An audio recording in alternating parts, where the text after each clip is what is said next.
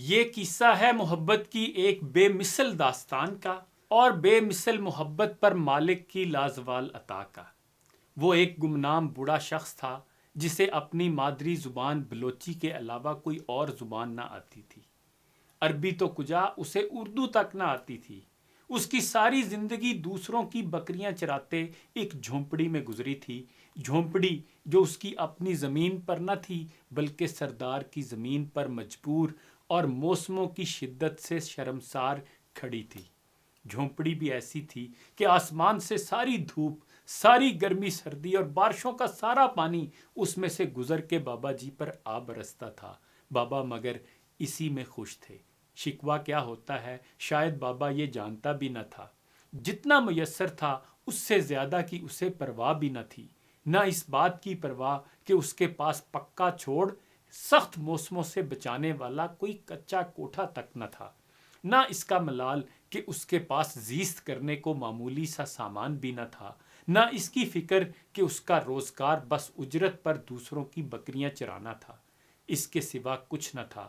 عجیب شخص تھا کہ وہ بکریاں چرانے کی انبیاء کی سنت پر ہی عمل پیرا نہ تھا، بلکہ اس کے دل میں ایک اور سنت بھی چپکے پل رہی تھی اور بڑھ رہی تھی۔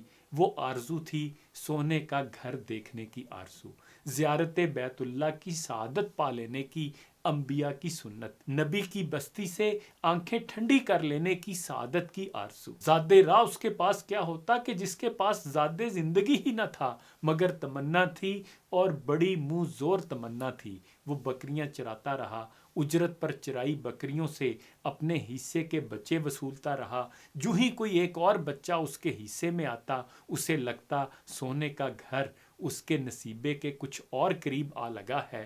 وہ ہر ایسے اجرت میں آئے بچے کے ساتھ سونے کا گھر دیکھنے کی اپنی خواہش بھی پالتا رہا۔ پھر ایک دفعہ جب تن پر اچھے کپڑے نہ تھے، پاؤں میں مناسب جوتا نہ تھا، جھونپڑی میں موسموں کی شدت روکنے کی موزوں صلاحیت نہ تھی، اس کے پاس بکریوں کی اجرت کے کچھ پیسے جمع ہو گئے، تب اس کا چاؤ دیکھا نہ جاتا تھا کہ اس کے دل نے الارم بجایا، سونے کا گھر دیکھنے کا وقت آ گیا۔ عشق کے امتحان مگر ابھی اور بھی تھے، ابھی محبوب کے ہاں حاضری کا وقت نہ آیا تھا۔ انسانیت پر کرونا کا امتحان آ گیا تھا۔ اس نے رضا کی گردن جھکائی اور تمنا بغل میں داب لی۔ وہ انتظار کی سولی پہ لٹک گیا۔ کرونا گزرا تو در محبوب تک جانے کے لیے زاد راہ اور بڑھ گیا تھا۔ اسی دوران اس کے پاس مگر کچھ بکریاں آ گئی تھیں۔ ان بکریوں کا، عمر بھر کی جمع پونجی کا، زندگی بھر کی محنت کا اور بھلا کیا مصرف ہو سکتا تھا۔ اس نے بکریاں بیچیں اور در یار دیکھنے کو چل دیا۔ نہ ساتھ کوئی ساتھی اور نہ رشتہ دار، مگر اس راہ میں ہر مسافر اپنا ہی تو ہوتا ہے۔ ایک تھیلا بغل میں دابے، بالآخر ایک سویر وہ سونے کے مدینے میں کھڑا تھا۔ اسے اپنے نصیبے پر یقین نہ آتا تھا۔ وہ ڈھل کے کندھوں کے ساتھ بہت آرام سے حرکت کرتا تھا کہ یہ مدینہ تھا جہاں با یزید بھی سانس گم کر بیٹھیں۔ بلوچستان کی ایک جھونپڑی کا باشندہ مدینے کی شان دیکھ کر دھنگ رہ گیا۔ آہ کہاں فقیر عجم اور کہاں سلطان عرب! اسی حیرت میں گم وہ اپنی کل متاع، اپنا جوتا اور جوڑے والا تھیلا بھی گم کر بیٹھا۔